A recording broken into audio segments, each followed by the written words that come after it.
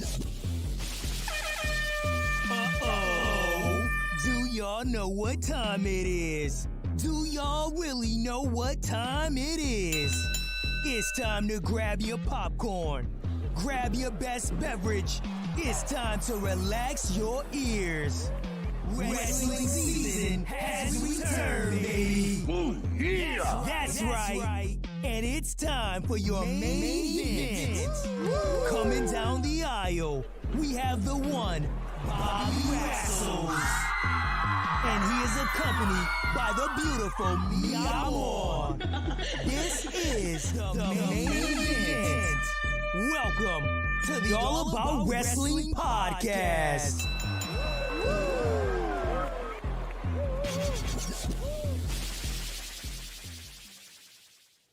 Wrestlers, wrestling fans, this is the All About Wrestling podcast where we talk about everything Impact Sports and professional wrestling. And today we have a special gift for you. I'm Bobby Wrassles. Welcome to the briefing. And as always, I'm joined by my beautiful co-host, the one and only Amor.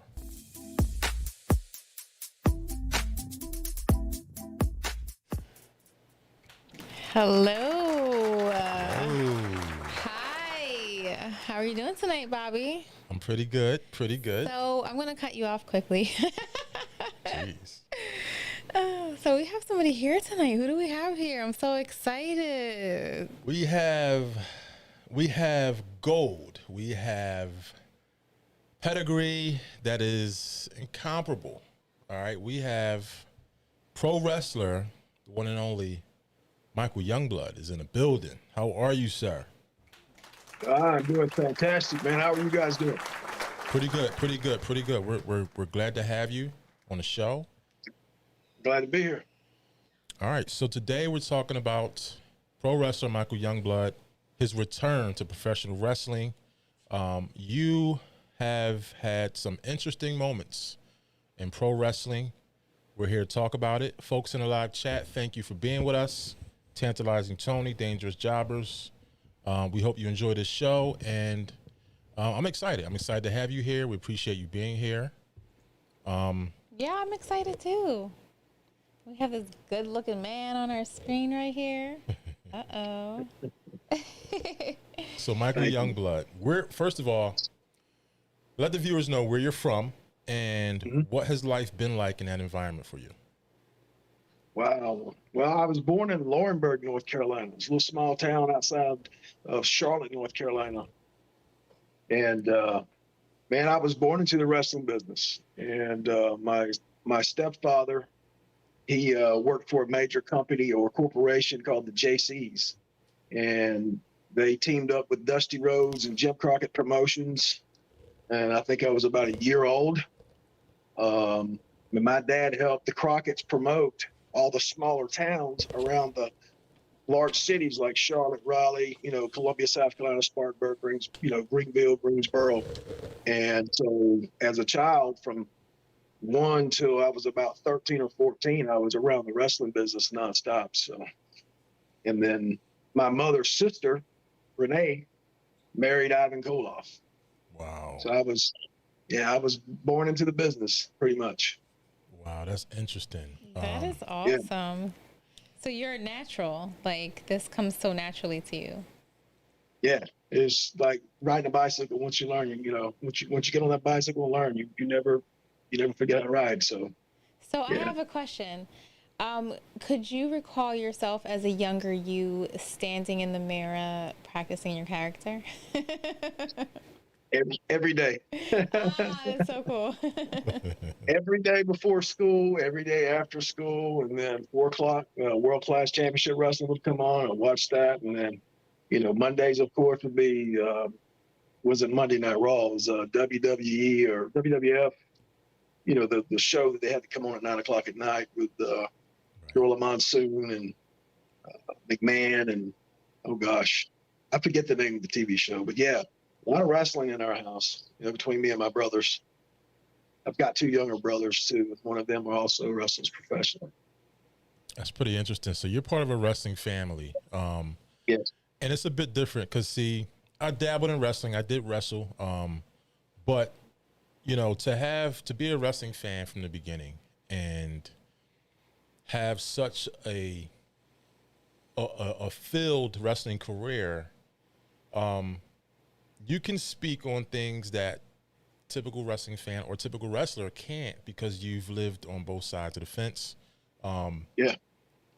So I want to ask you, so how did being in part of that wrestling family, that environment, how did your wrestling story begin for you?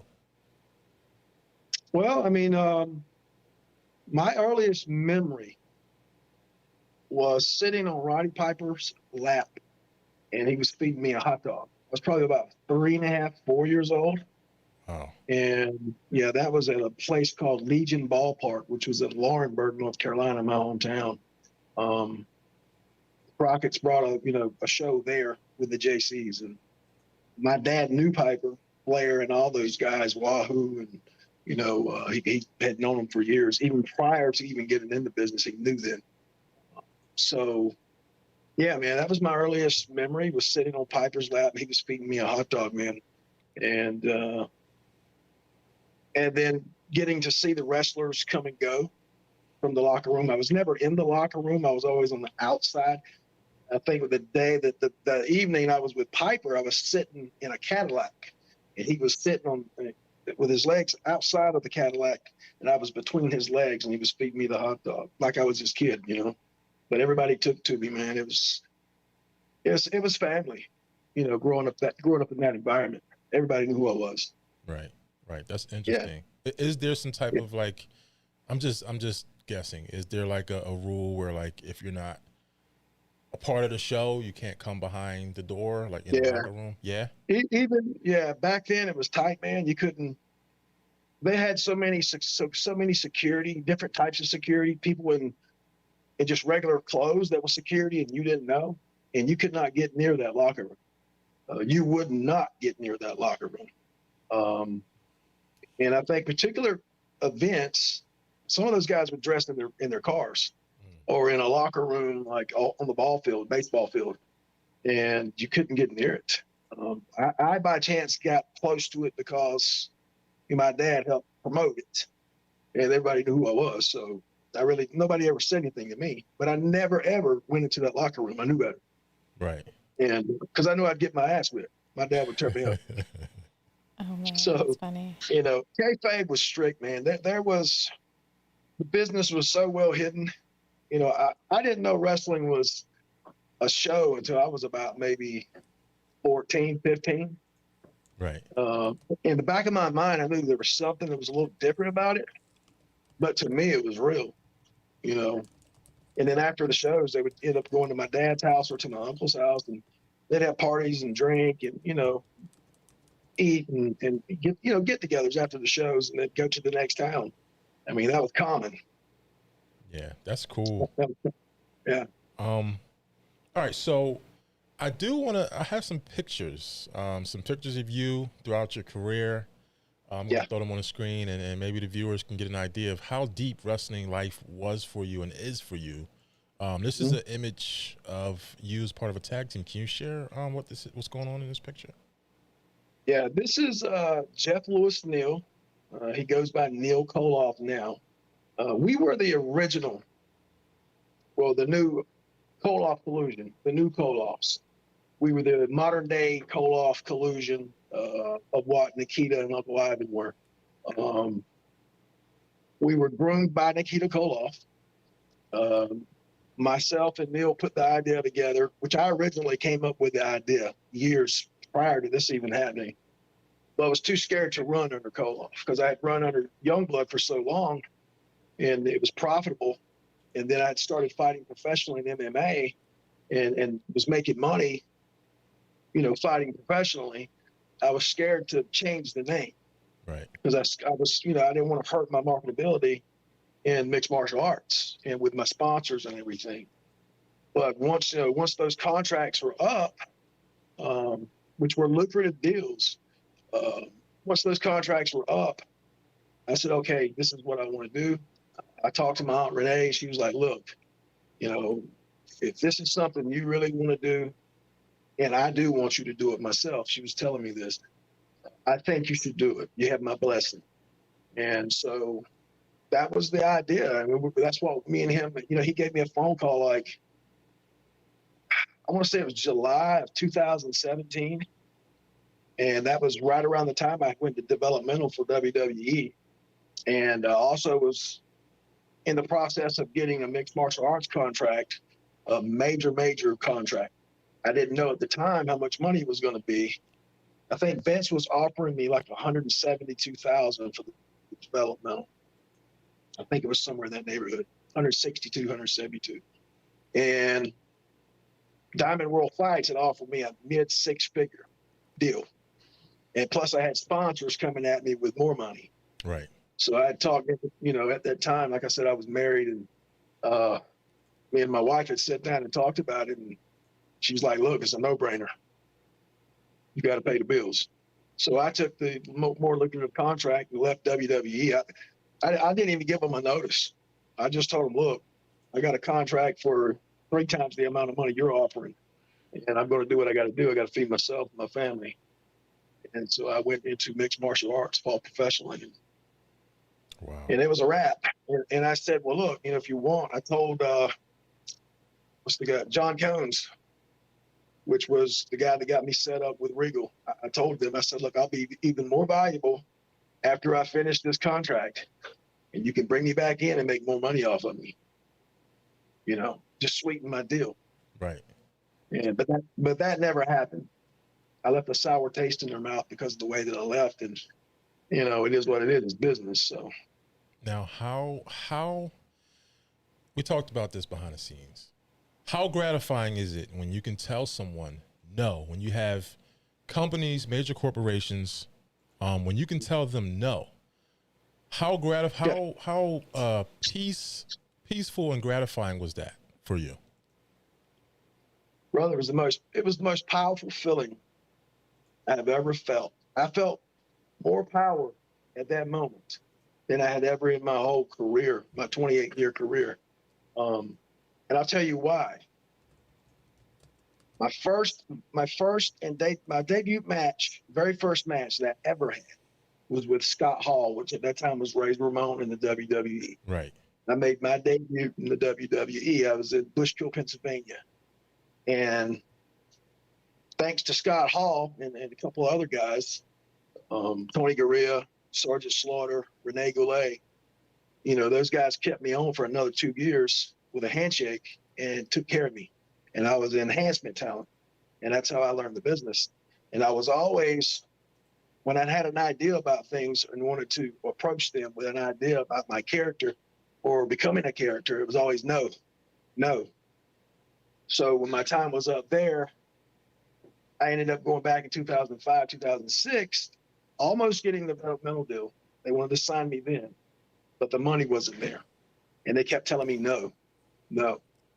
Well, in 2017, when I did get the developmental and something better came along at the same time, much more lucrative, it felt so good to look at them and say, no, I'm not interested. I've got way more money over here in this trade than I've got in this one. Right. I'm weighing my options, but this is, I'm going with the golden nugget here. And it felt good, man. And I told him, I looked right at John Cones. I said, there's no way in hell I'm going to stay here and deal with this, which I didn't really want to be there to begin with because of all the way that they were training the guys. Everything was so scripted. Everything was about a gimmick. It was their way or no way. You didn't have any input unless you were somebody to begin with.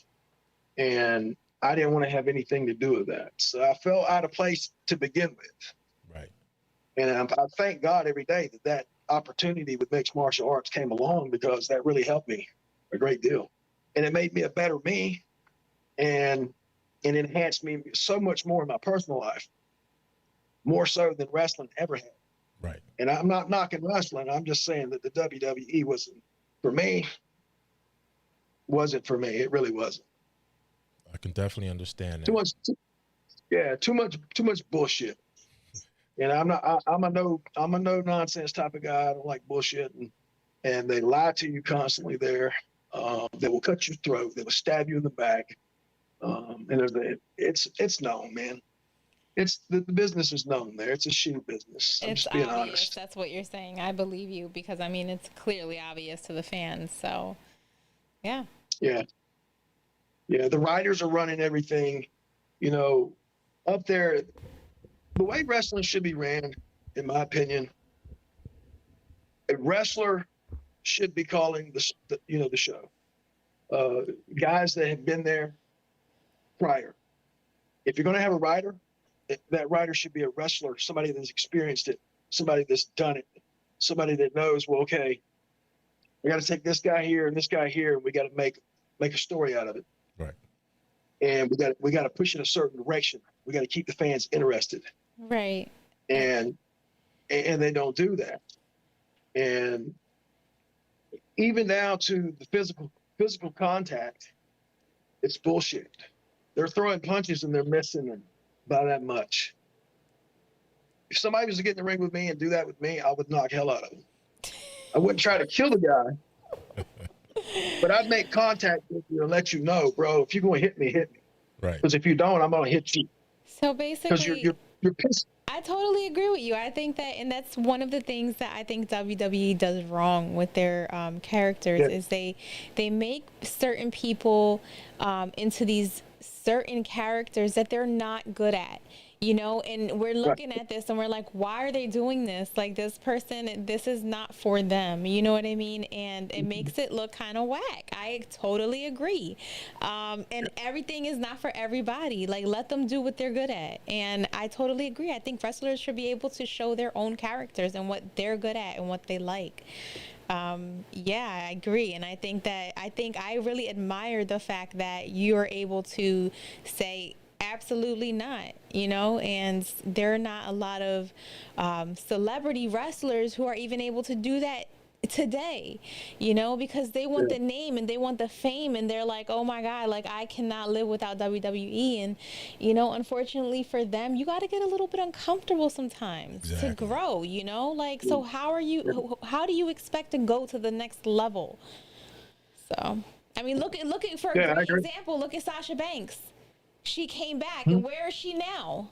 Japan. You know, and she left and went back and now she's gone again. So it's she's a smart girl. Yeah, right. She knew what she wanted. She went and she got it. And she demanded it. You have to demand. You have to. If you don't demand something, you're not going to get it, especially with respect. And as far as, you know, the way they treat the girls there, it's horrible, man. Unless you are somebody spectacular behind the scenes, like Trish Stratus, for example, she knew somebody before she even got into the business. Right. She and I'm not going to talk about it, but she knew somebody. That's how she got her job. That's how she kept her job. And that's how she stayed on top. She knew somebody. I'll just leave it at that. And a few other girls. But for the most part, 90% of those girls are treated like shit.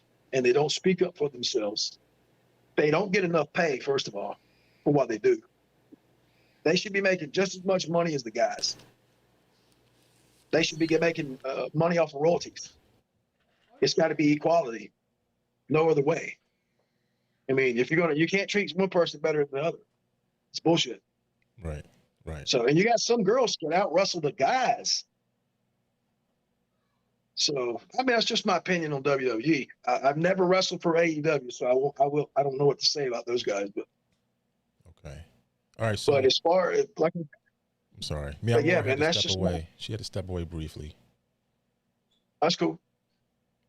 But yeah, man, I just like 2005, 2006, I went back and I worked for WWE. Roanoke, Virginia. I wrestled with Kurt Angle and got these teeth knocked out. Oh, wow. He knocked all my jaw. Yeah, he knocked all my jaw. Cool thing, though. Get this. He knocked all my jaw teeth out. I had to wear a partial. He broke them off. They was like, he broke the tops of my teeth off. So all the roots were exposed. Blood was like pouring out my mouth.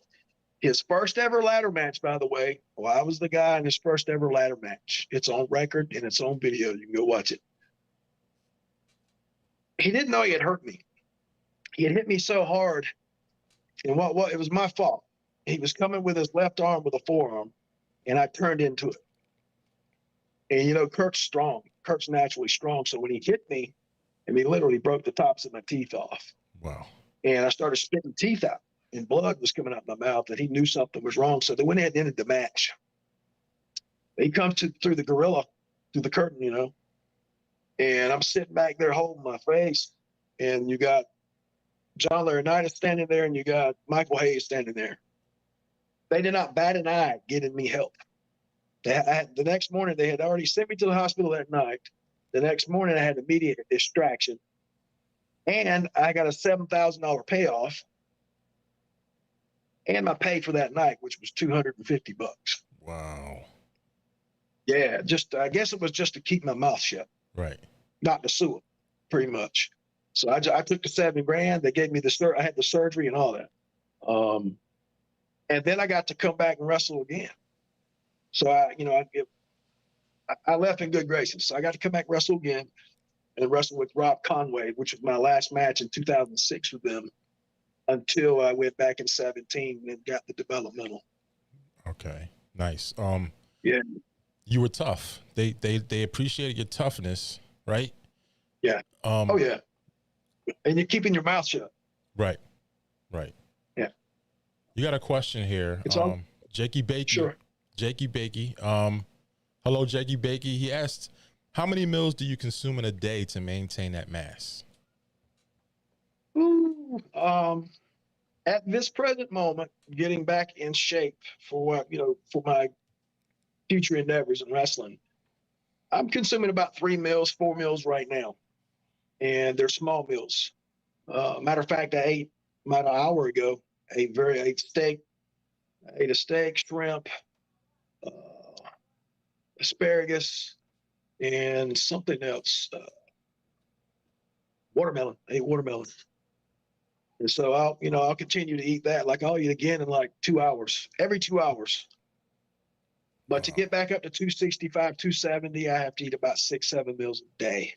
Wow. And it's a lot of money. It's not cheap. It's not cheap by no stretch of the imagination. Wow. So I want to say hello to. It costs money to be a wrestler. Oh, absolutely. Yeah. Hello to Grandma Daisy. I see you in there. Hello, hello. Jakey Bakey, of course. Mr. Spades. Tantalizing Tony. Welcome, welcome. He says, hit the likes, everybody. We want to get this video out. We want people to see Michael Youngblood. Right? All right. So look, yeah, and on that note of mass, let's see if I can find this image. So this is you. What year was this? That was 2017. Wow. That was, I'm going to say July of 2017. And how many meals did you eat then a day? 7 to 8. Jesus. 7 to 8 meals. Yeah. And, they would be in small portions. Anywhere from 12 ounces to 15-ounce meals. You have a meat, which is your protein. Then you'd have a carb, which either be a rice, brown rice, or some type of protein noodle. I ate a lot of fish, chicken. In the beginning phases, I ate a lot of meat, red meat, but I had to watch what I was eating and make sure it was lean meat. So, you watch your cholesterol. Cholesterol is a demon when it comes to gaining weight. Wow. So I'd eat red meat for 4 weeks. And after the 4 weeks, which would be my bulk phase, I would go into eating chicken, turkey, and fish. And then for the last 8 weeks of the diet, I would eat up to a pound of fish a day. And it would be mostly salmon, tilapia, whiting, and but a pound of fish a day, literally, and white rice, and egg whites, and I'd have like maybe 2 to 3 whole eggs. Yeah. Wow. That's incredible. And then at night, separate from those meals at night when I got home, because I worked a real job too now. So I was wrestling, I was fighting professionally in mixed martial arts, and I was working a real 9-to-5 job. I was a supervisor for Sunland Logistics. And so I was consuming these meals while I was at work. And then when I come home from work, I would eat a big 2 cups of oatmeal with peanut butter and whole milk. And I'd have like almonds, some type of nut in there too. And I would eat that every night before bed. If I didn't feel like going to bed, I'd go to the gym. Sometimes I train twice a day, not counting the 4 hours of dojo in the morning before work. Gee whiz. Yeah. So I had to eat in order to stay that size, because I was just always on the go. So this is not, so let's get one thing clear. So you actually had an appetite. You're not just eating to eat. You actually had an appetite, or? Yeah, I had an appetite, because it was like, for example, my girlfriend now, Melissa, she's training with me, and she was telling me just yesterday, she said, babe, I'm so hungry all the time. She says, is this normal? I'm like, yeah. I said, because she's a nurse. So she's on her feet working all the time, 12-hour shifts. And then she goes to the gym with me. So that's speeding that metabolism up. When she's on her feet at work, you got to remember that. So that's speeding the metabolism up. So she's always on the move. So your body's just using what fuel you have. Right. And then it's using your fat, your body fat too, as fuel. Right. And it can only use so much body fat before it gets really hungry. So you got to feed it. If you don't feed it, your muscles are going to go to waste, and you're not going to get the results that you want. Wow. That's interesting. Yeah. Yeah. All right. So here's an article.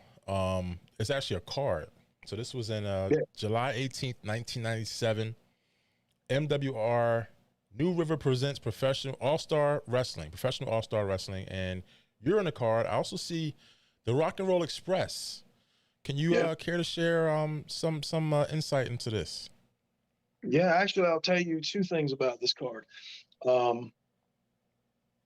This is the night I became. I think this is Jacksonville. This is Jacksonville, North Carolina, if I'm not mistaken. And that's the night I won the NWA Junior Heavyweight title. I beat Ricky Nelson for that title. Wow. And it's I don't know. I don't even know if it's in the record books, to be honest with you. It should be. It's on video. It's on video of me beating Ricky for the title. So hopefully it went in the record books. I didn't really keep up with that back then, because internet wasn't booming around that time. But also Robert Gibson of the Rock and Roll Express, he was my second trainer. He's actually the one that groomed me to be the wrestler that I am today. My Uncle Ivan, taught me the basics. Robert Gibson polished me up, because he's the one that actually sent me to Japan my very first time in Japan. Right. And I went, me and Robert traveled to Japan 9, 10 different times. Yeah, I see Uncle Ivan now. Yeah, the Russian Bear. That's your uncle, folks. That is my legit uncle. My mother's sister Renee Koloff, obviously married Uncle Ivan in 1980. So that's legit. That's a shoot. Wow. That is my legit uncle. It's not a gimmick. It's real. And then that's what kind of bothers me about these guys that are going out calling themselves Koloffs, claiming to be Koloffs, and they don't even have a clue who Ivan is or who Nikita is, or how you got to claim to be something and you've never been there. You've never even come in contact with these individuals to even know them, to use the name. Thank God I went and had the name trademarked. Wow. Interesting. Yeah. Yeah. Very interesting. I actually own the rights to Koloff. Wow. Legally. I got a common law copyright on Michael Youngblood, Thunder Horse, Koloff, Mikhail Koloff, and Misha Koloff. I own the rights to all of that. I also own Koloff Collusion. And there's a reason why I did all that. All right. So before we get into the Koloff Collusion, we have a question. Grandma Daisy. So she asks, what wrestler did you look up to the most? That is a good question. I never even met the guy. I would have given anything to have at least met him or either have worked with him later on. Kerry Von Erich. Kerry Von Erich. Well, hands down, Kerry Von Erich was my favorite wrestler of all time, man. He had a charisma, he had a look, he had those Hollywood looks, he had that body, and he was a superhero to me. And like I said, when I got home from school, we were talking earlier, when I got home from school at 4:00, World Class Championship Wrestling was coming on. You had the Von Erichs wrestling, Chris Adams, Gino Hernandez, and, Michael Hayes, the Freebirds. And that's what I was looking forward to. Right. Those days I came home from school. And I was a Kerry Von Erich fanatic, man. And, but it was just more than his wrestling ability, man. It was just the way he carried himself, the way he worked the mic, the way he walked, his presence, and how he handled himself, and he just had that aura. Right. And that's just that mystique, and that's what drew me into it. And I think too, that's what drew me into the wrestling business that much more, because I said, this is what I want to do. And I made that decision when I was like 6 or 7 years old. This is what I want to be one day, a pro wrestler. Interesting. So, folks, don't go anywhere. So we're going to have trivia. We're bringing trivia back for Michael Youngblood.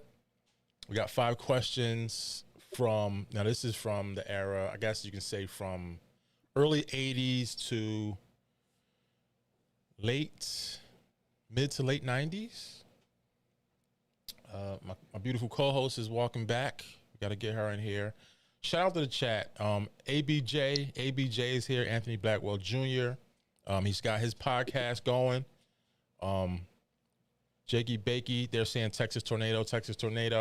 Bunch of tornadoes, tornado graphics. So interesting stuff. So we're going to have trivia. And then we're going to talk about the current state of wrestling. So let me bring my co-host camera up. She's back. Sorry, guys. I have a piece of chocolate in my mouth. It's all right. All right, so y'all ready for some trivia? Folks in the chat, y'all ready? Don't spoil it. Don't spoil it. All right? Don't give the answer in the chat. All right, so we're going to have some trivia. Got some music playing. All right. So we got 5 questions. All right, you ready? Ready. All right, question number 1. Which 2 wrestlers were involved in the Montreal Screwjob? Bret Hart and Shawn Michaels. Correct. See, that's an easy one. All right, question number 2. Bobby, you've asked that question before. Nuh-uh. Did I? I think you did. Okay, go ahead anyway. All right. Question number 2. This wrestler was WWF champion for 1,474 days. And he also defended the title in a match dubbed the Ultimate Challenge. The Ultimate Warrior. That's your final answer. He had WWF championship for 1,474 days. And he was okay. I'm going to go with CM Punk. Well, Bobby, obviously that's not right. You said Ultimate Challenge, so that's why I went with Ultimate Warrior. You were close. You were so close. It was Hulk Hogan. Hulk Hogan. Yeah. You had the other person in the match. Yeah. You had the other person in the match. Yeah. You got people in the chat trolling. Somebody said Bob Backlund. Come on, guys, get out of here. Hey, I actually wrestled Bob Backlund when he was world champion. I got a win over Bob Backlund. Do you? Yes, I do. I sure do. And thanks to Bret Hart coming down and doing the interference, breaking the chicken wing, Bob wouldn't let it go, so he was choking me out, and I won by disqualification. I beat a world champion. There you go. That's so cool. Wow. Wow. Jakey True Bakey. story. It's on video, so you can pull that up. Yeah. Jakey Bakey said Bruno Sammartino. I can understand why. Grandma Daisy, she hit on the head. Hulk Hogan. Stephen Chambers, Hogan Darnett, Jakey Bakey, the Hulkster. All right. So that was tough because you picked the Ultimate Warrior, and he was the other opponent. It's something just said Warrior. It was screaming Warrior. It was probably the ultimate. I put that word in there for a reason. Yeah. Yeah. All right. So let's talk about the current state of wrestling. All right. The state of wrestling. Folks, we got a lot of people in the live chat. They do live streams on Tantalizing Tony's podcast. So they're up with the topics. They're up with the current wrestling. But I want to know, you've been in wrestling for some time. You've interacted with greats, with legends. The current state of wrestling, do you think today's wrestling is relevant to today's society? What's your perspective on today's wrestling versus wrestling, I guess, 20 years ago? Today's wrestling is the shits. That's just my honest opinion. It has nothing to do with what's going on with the world today, versus what the type of wrestling I grew up on in the 80s, 90s. If you think back to like Dusty Rhodes, the American Dream, he was the common man. He was the common man, and he played that gimmick to the hilt, man. And he was for the people, right? And working class, and he always related anything that he'd done to the people. And and then you take people like Stone Cold Steve Austin in the 90s. Who wouldn't want to beat their boss up? Right. Who would want to shoot somebody in the bird? Beat up your coworkers and beyond. I mean, the guy did it all. He touched on real life things, is what I'm saying. Real life events, things that happened or could happen on the job or in real life. And it was like wrestling back then was more realistic to me, and I'm sure to the fans, than it is today. It's a damn soap opera today. And to be honest, Bobby, I haven't watched wrestling, because you asked me this prior to coming on. Right. I literally haven't watched wrestling since 2016. I haven't turned the TV on to watch it. Now, with YouTube, I'll glance at it on YouTube. But when I see what I see, it's just horrible and it's embarrassing. And I wouldn't be caught up in that mess. Right. There's no way I would put myself in some of the predicaments that these guys are doing it, or that are doing this. And it's all about money, because it's all about a paycheck. They don't care about the business. The guys today do not care about the business, and they shit on the business every chance they get by doing these things that these writers want them to do. And then Vince obviously is the culprit behind it all. Right. He's destroyed our business and everything it once was. Our business had a meaning and a purpose at one time. And thank God for people like the NWA. Thank God for people with, at AML. They have sense enough to know, hey, look, we know what the people really want. We want to give them wrestling. Less mic time and more wrestling. Ring of Honor is another one. I love Ring of Honor. Now, occasionally I will watch them as well. And it's not as scripted as Vince's crap or AEW. I don't really care for AEW either. And it's just they're going down the same lines as Vince. It's not believable. It isn't. And to Jakey Bakey just posted, most of these guys want to finish up as an X-Men, as yeah, AKA Hollywood. Yeah. Mm-hmm. I see it all the time. And on both sides, because I will say, wrestling fans are fickle as hell. Yeah. We saw the whole Cody Rhodes thing. I'm like a diehard AEW fan. These guys, they know. And when Cody was in AEW, everyone in WWE just did not like him. They booed him. They talked about his big neck tattoo.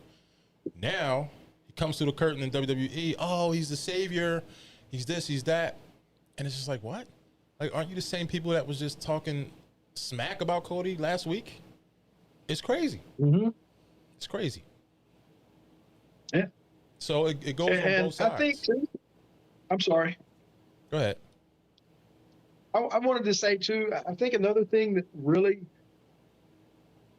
destroyed the business to a degree was ECW. A lot of great wrestlers come out of ECW, and I don't mean to knock any of these wrestlers because, I'm friends with Sabu and Rob Van Dam. I know all those guys. I've actually wrestled those guys. David Cash is a real good friend of mine and probably one of my best friends in the business. And but they took wrestling to another level that was high spot after high spot, finish after finish. How many finishes can you hit before you pin a guy? Yeah. Back in the day, Jerry Lawler could pile drive somebody and pin him 1, 2, 3. Jake the Snake Roberts could hit a DDT 1, 2, 3. Tully Blanchard could hit a slingshot suplex or brainbuster 1, 2, 3. Now it's a suplex through the table. Frog splash off the top with a chair.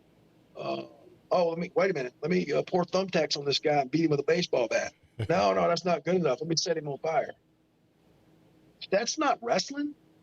That's not how you tell a story.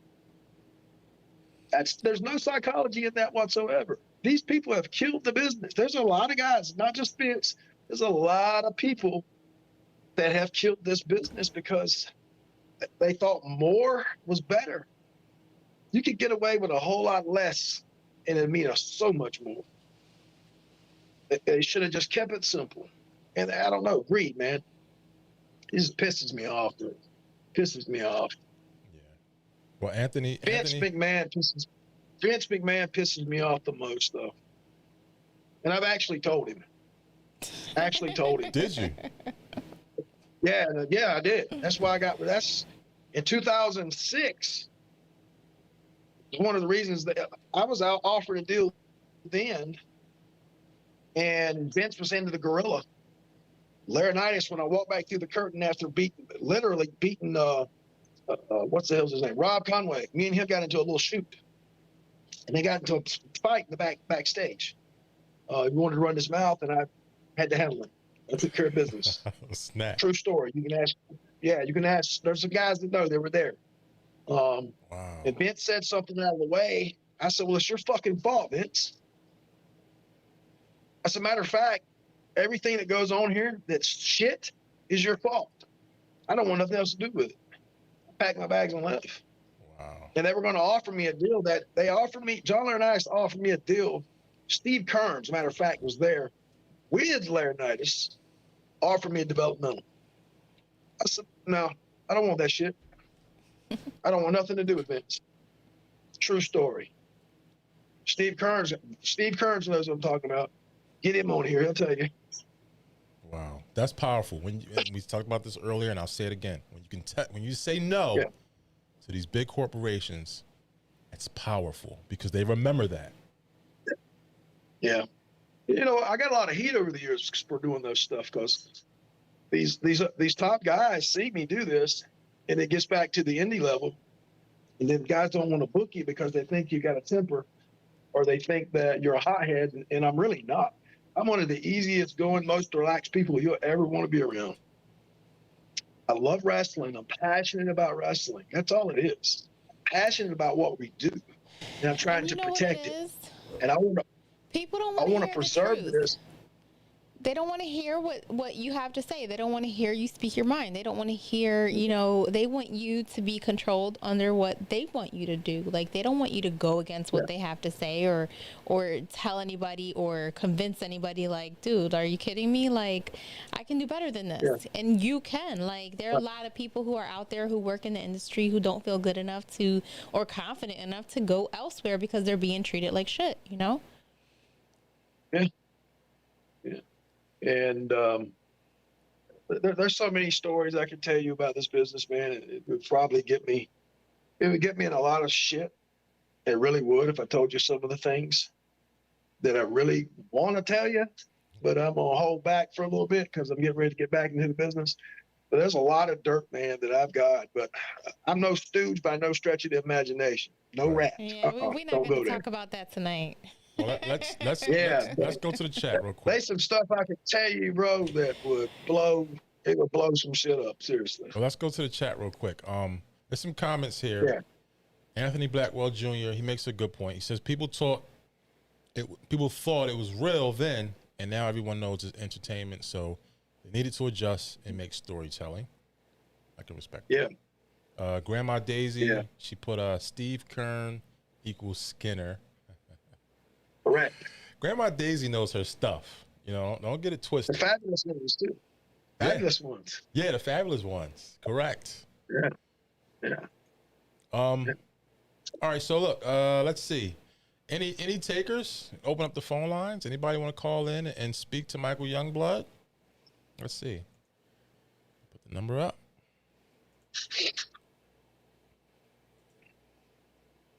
It's pretty nice to see your point of view because we have a lot of people on the show all the time who are very eager to get to WWE and, you know, be part of that. Just the whole experience, and just to say that they worked hard enough to get there. But it's really nice. It's kind of like, for me, is like a breath of fresh air to have someone like you come on and say, you know, this is how it really is. You know, this is how I feel about it. And I love that because, you know, there's not a lot of people who see that side of the industry and are like, whoa, you know. But as a fan, for me, I could definitely see it. And just seeing all the changes and all the new wrestling companies that are coming out and growing and expanding, and it's definitely has changed, and the way they treat people is like it's not good. Yeah, and I think that's why I know that's why I am the way that I am with these guys, because like I said, I grew up in it. I know the difference from what I seen growing up, what's legit, and then when I actually start wrestling, get into the business, and get to that level and see all the bullshit. And I'm comparing the two. No, this is nothing like this is. Right. And I knew when I walked in the doors in '94, you know, it was going to be rocky. By the time I had left, like I said, I wasn't under a contract. That was a handshake. And I was wrestling 3-4 times a week for 2 years straight. And that's how I learned this business. And like I said, when I went back and in between that, now I'm going to Japan, I'm going to Puerto Rico, working for Carlos Colon, All Japan, New Japan, Noah, had, you know, spots there. Spent 8 years in Puerto Rico, Carlos Colon, Salvia Vega. I had more fun in Puerto Rico and in Japan than I ever had in WWE out of the short time that I was there. And the reason I had fun is because I was still learning. I was learning the business. WWE is not going to let you learn but so much, because they try to hold people back. And then the ones that they want to go and push to the top, they're going to give all the sauce to them and teach them everything, just so when they do get that top spot, they know how to keep it.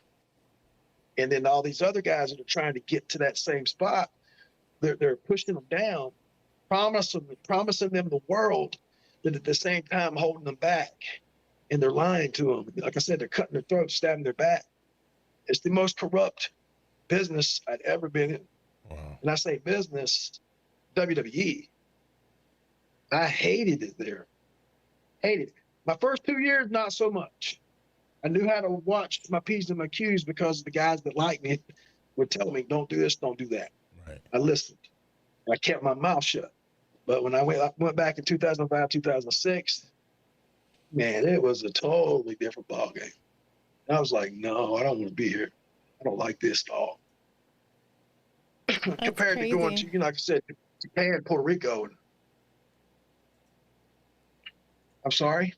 It's crazy because it just confirms, like, we see all these wrestlers come from WWE, go into another company, and they're like, they're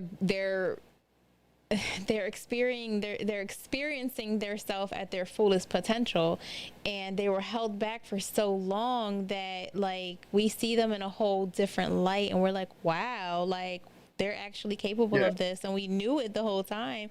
But like you said, they're being held back from their full potential because they are picking and choosing who they want to excel and who they want to shine. So, man, and that's why we keep continuously seeing these same people on top for so long, because they don't want to give anyone else a chance. So they keep them like at this plateau where they're stuck there for so long, and then once they finally come out, we're like, whoa, where did that come from? Like, we knew this person had it in them. They're just not letting them show what they got because they don't want to outshine the ones who are supposed to be shining right now. Yeah, Man, I'll say this. I'll say this about WWE. This last thing I'm gonna say about them. The last time I was there in 2017, I had opportunity to speak with Roman Reigns, Randy Orton, just off to the side talking, and then two of the most humblest, coolest, realest guys I've ever met in that company. And whatever they wanted, they got it because they worked their ass to get it. They didn't kiss no ass either. And you could see that firsthand because of the way they operated on the job site. It's a job. That's why these guys don't understand. It is a job. It's not just a wrestling show. No, these guys go to work. This is a job, like a 9 to 5. These boys go to work, and they never changed who they were. They never changed. They did not have an ego. Did not have an ego. They were just the coolest, the coolest motherfuckers I've ever met in that WWE, within that company. And I have the ultimate respect for him. Besides Scott Hall, man, who I love, I still love him to this day. If it wasn't for Scott Hall, I'd have never stayed there those 2 years that I was there. Because he's the one to put the word in for me. Wow. But I've seen the same thing. The thing about Scott, I seen that in Roman, and I seen that in Randy. They were real, man. It wasn't like a character. They didn't have an ego. They wasn't above anybody else. They treated you as an equal because they knew where they come from. Right. And that was real to me. That hit home with me. I said, you know what? Maybe there is some real people in this business. So right. You can't say the whole bunch is bad. I can't say the whole bunch is bad. But I know for a fact those two men I got the utmost respect for. Nice. Yeah. I'm gonna go to the chat. So Matthew Holland, he was looking for the match with Kurt Angle. That wasn't televised, was it? Yeah, it was SmackDown. Oh, it was SmackDown. Roanoke, Virginia, SmackDown. Yeah. There you go, Matt. Ladder match. Kurt Angle's first ever ladder match, Roanoke, Virginia. Wow. Cool. Mr. Spades, he asked, not including AEW and WWE, is there a promotion you would like to compete in, and would you consider working under a Triple H-led WWE? Can you ask that question again? I'm sorry. So it's a two-part question. So the first one is, not including AEW and WWE, is there a promotion you would like to compete in other than those two? That's the first part. NWA. Okay. And he also asked, out of Tennessee. The one that the Smashing Pumpkin guy, what's his name? The guy that's the lead singer for the Smashing Pumpkins. He owns the NWA there. okay. And You know what I'm talking about? Tennessee. Yeah, that company I would love to work for. Oh my gosh. King of Sports Wrestling, definitely. I'm going there without a shadow of a doubt. That's out in Dallas, Texas, and it's Strong Style Wrestling. I will be going there with this year, probably towards the summer, and working quite a bit with them, me and my buddy Mike Gunner. And so, yeah, those guys. And then with Scott Shipley, who I talked about earlier, he's got some things coming up, some big things coming up, starting in August of this year. Some major pay-per-view deals going on with that. So I know I've got 12 shots with him, pay-per-views. But I would like to work with Ring of Honor too, to be honest with you. Mm. Yeah, Ring of Honor would be a stomping ground for me because I think I would mesh well with the talent there. Nice. Would you consider Yeah, working and, under you know, Triple H? I'm sorry. Would you consider working under Triple H in WWE now that he's got the reins or somewhat has the reins? Well, I tell you, I didn't have a bad word with him either when I was there. Got along well with Triple H, or Paul. I called him Paul, but I got along well with him. He treated me with the utmost respect. Would I work for Paul? Yeah, under him. As long as I didn't have to answer to anybody else, and I had some say in what I'm doing, and not go out there and look like a fool. Yeah, I would work for Triple H because I respect the guy, first of all. Right. And Stephanie. And Stephanie, too. I had a meeting with both those guys, both him and her. And Ric Flair was in the room with us, sitting there, listening to the conversation. Flair brought me in the room and was talking to me. And excellent conversation with those guys. You know, I was yes, sir, no, ma'am, and very respectful to my elders, of course, and especially Flair. Love Flair. But I would work for Triple H in a heartbeat, yeah. Vince, no. I wouldn't work for Vince. Not one-on-one, anyway. He can sign my checks. I hear that. Anthony Blackwell Jr., he's got a podcast. Make sure you check him out. He's asking, who is your favorite Ring of Honor roster member currently?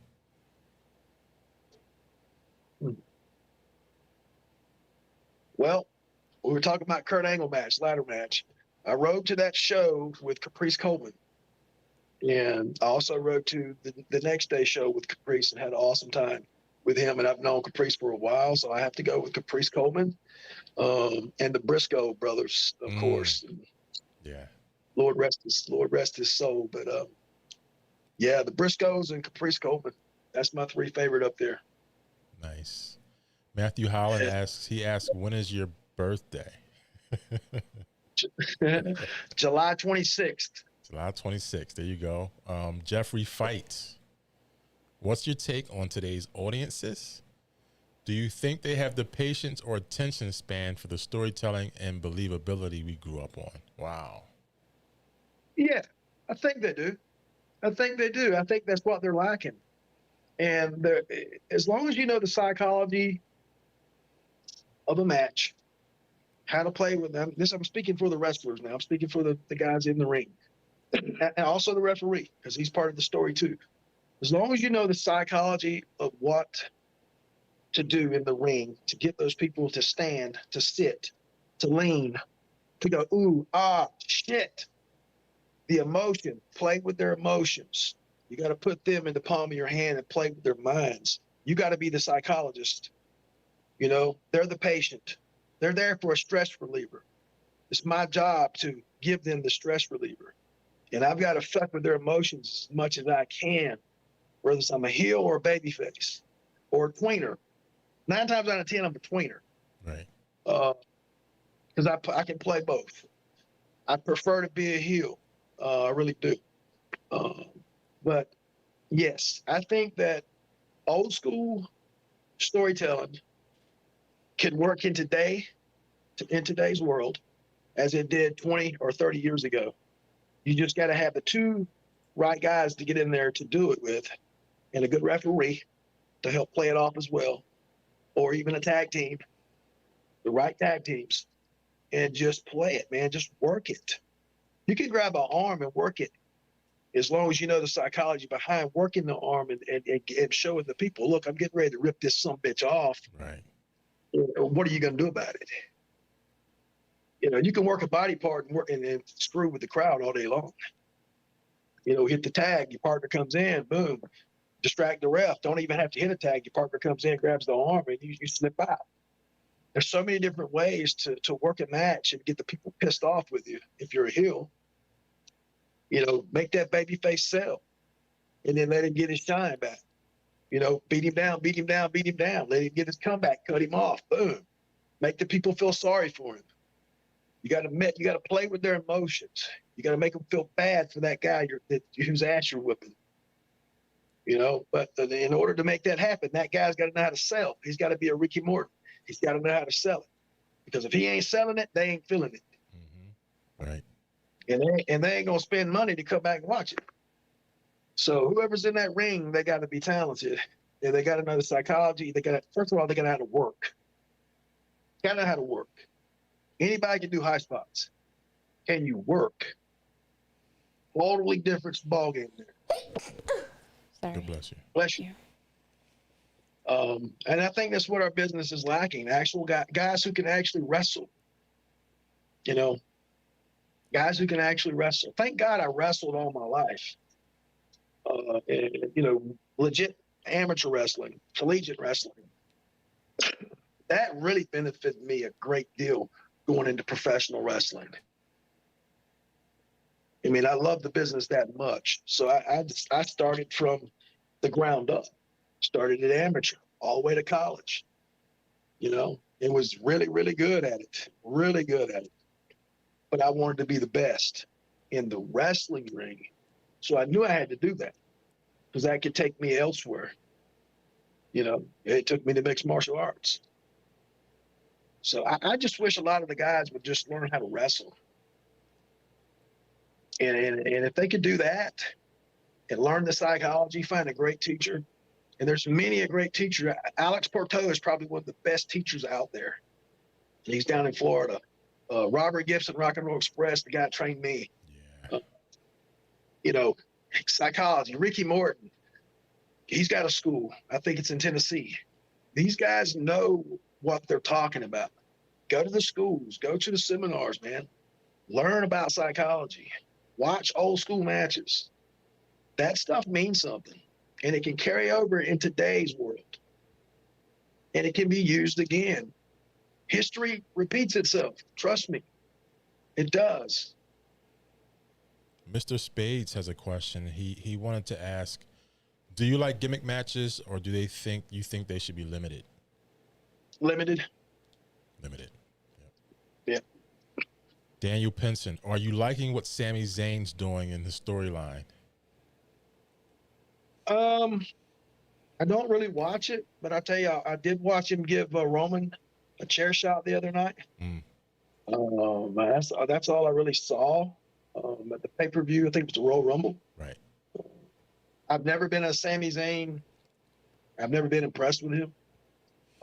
I will say this: the way that they were going with it with Sami, what I did see, I liked it. But I think now that they're shying away from that and trying to create a storyline between him and Roman. Right. I think they should have stretched it out further. I think they should have took it a little longer and milked it a lot more before they did that the other night. I'm on the same page. Because there's so much more they could have did with that. Click. They could have drew so much money with that. Yeah, it's such a good it's just such a good group that they have together there, and we love seeing them. Like, they're great. They have great chemistry, and it's very hard to come by. Yeah. I mean, to see the fans laughing, actually enjoying it and laughing. You make the fans laugh and love you, they coming back to see you. Right. They're coming back to see you entertainment, man. And they should have kept that going on and on and on and build it up.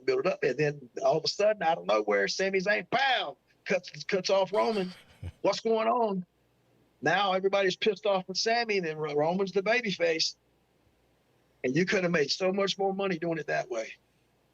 And that could have built up over months and months. And then have your big hoopla at the end, Yeah. Yeah. I could have made a killing. Sad to see that end. Like, they could have put another year on it. Oh, yeah. Oh, yeah. I mean, they don't take the time anymore. I mean, you think back to Crockett or the USWA days, they took their time when they told a story. They weren't in a rush because they milked it for everything it was worth until they finally had to say, okay, we got to end this. We got to go on to the next big thing. And they did it for 9 months, sometimes a year. Right. Jakey Bakey believes Roman retains for 1,000 days plus. Wow. That would be incredible in today's time. That would be incredible. Yeah. Yeah. Because you're constantly seeing what titles change hands Left and every right. other week. Yeah. Yeah. Everybody and their mama could be world champion. So we're here with Michael Youngblood. Sir, can you please tell the viewers your return? You're coming back to wrestling. I am. Any upcoming events? Anything in the works that you can share? Nothing signed, sealed, and delivered just yet. I'm still in talks. I mean, there is a definite comeback, and I know it's going to be in King of Sports Championship Wrestling down in Texas. Heber O'Sullivan is the owner of that corporation or company, excuse me. And Mike Gunner is their world champion. He's one of my closest friends. He's one of my closest friends in the business other than David Cash. So yeah, I've been on the phone. I was on the phone with Mike maybe 2 days ago for several hours, and we were discussing, how they were going to bring me back in, what his thoughts were. And I'm supposed to be speaking with Mr. O'Sullivan this week and, coming up with an actual date for me to return. But as soon as I know a date, I can be sure and plug that to you guys and Absolutely. And let you guys know. But I do know for a fact that I am going to King of Sport Wrestling. So Nice. that is going to happen. Yeah. Great And that's my decision. I choose to go there. And, I'm also taking other bookings elsewhere as well. Anybody that's, interested in booking me, you can find me on Facebook under Michael Youngblood.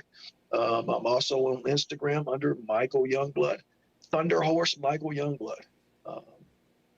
Let's see what else. I also have a YouTube account under the same name, Michael Youngblood.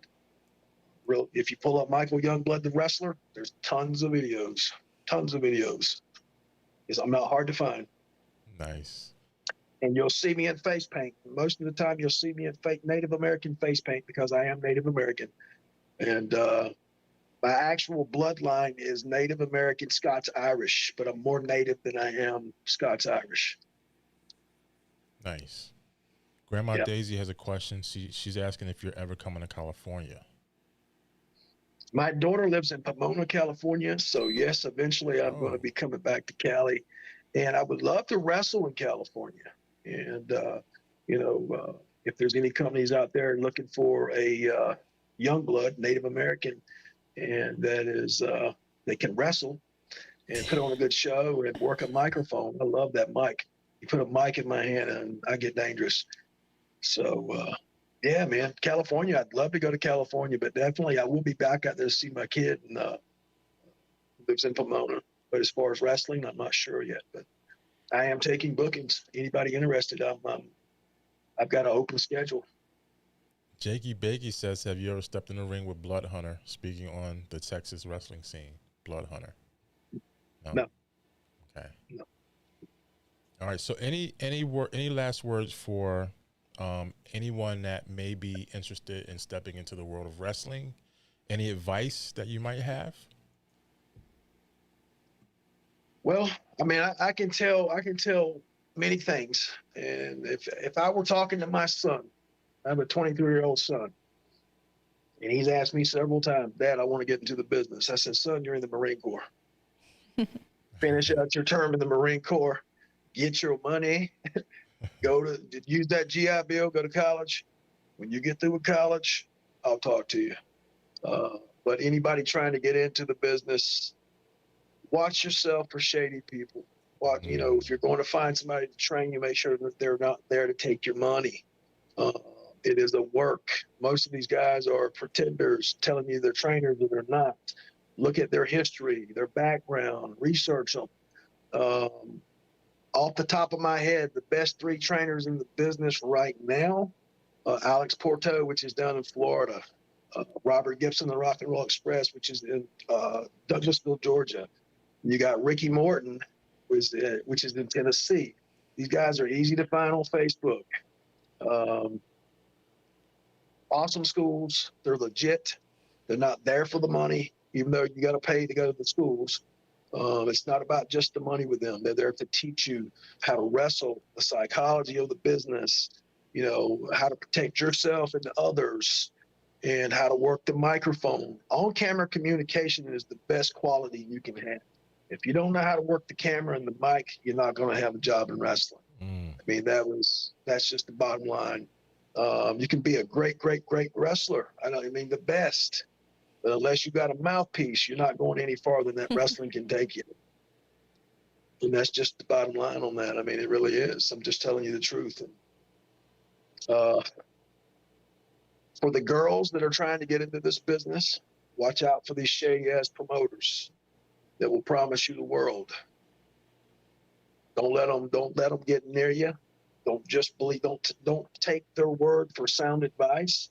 I say this for a reason because I know a lot of girls that have tried to get into the business and they were taken advantage of. I'm very strongly against that. Leilani Kaiser, a dear friend of mine, and she's told me some horror stories. And plus, I've seen some horror stories on the road. So for the girls trying to get in this business, know who you're dealing with. Watch yourself. Never get put in a situation where you with somebody by yourself. Always have a friend with you. And don't trust nobody in this business. Nobody is your friend. You get in this business, you're not in it to make friends. You're in it to make money. You're in it to get ahead and learn as much as you can. Keep your ears open and your mouth closed. That simple. Yeah, this business is like the mob, man. It's like the mafia, just being honest. And when you find a good friend, when you do finally find a good friend in this business, somebody you can trust, somebody you can depend on, and vice versa, and you know that that's who they are legitimately, hold on to that person, because there's very few and far between. You know what I mean? Nice. We appreciate your words. Pro Wrestler Michael Youngblood, for the viewers, sir, please come back. It's been a pleasure having you. Please come back. We would love to have you back, especially with your journey, your return. Yes, as and well thank as you for all your knowledge today. I mean, it's definitely been a great interview with you. We haven't had anything like this before. Yeah. Thank you, ma'am. I appreciate you. And let us know where your Thank shows you, are going to brother. be. We like to come in and catch a show, regardless of where it is. Absolutely. Like I said, I know for a fact I'm down in Texas. We'll be working up in Missouri for Scott Shipley. I'll get all that information to you in due time when everything is a go. And I'll be sure to get you my address as well. Awesome. Because I know you guys know that earlier. But look, I love you guys. I thank you guys. I wish you nothing but the best. You guys are awesome. Thank you. Very professional. And hey, I want to come back and do this again sometime soon. Absolutely. Yes, definitely, You got to get 5 correct questions on this trivia. I know. I'll start working on my trivia. And folks, we're here with Pro Wrestler Michael Youngblood. Make sure you follow him on all platforms. All right, keep it locked. A preview for next Sunday. We're gonna have Jasmine St. Clair. She's gonna be with us actually on Monday, because Sunday is the Super Bowl, folks. So we'll give you a football day. You know, I know how that goes. And yeah, so Amor, any last words? You already know. So Jasmine St. Clair is going to be here. The lovely, hold on over here. And so we're pretty excited about that. We have her in for our love month. So you're going to want to keep it locked. This is going to be great. And thank you so much for tuning in tonight with Michael Youngblood. It is such a pleasure to have you here. Awesome. And we'll catch you soon.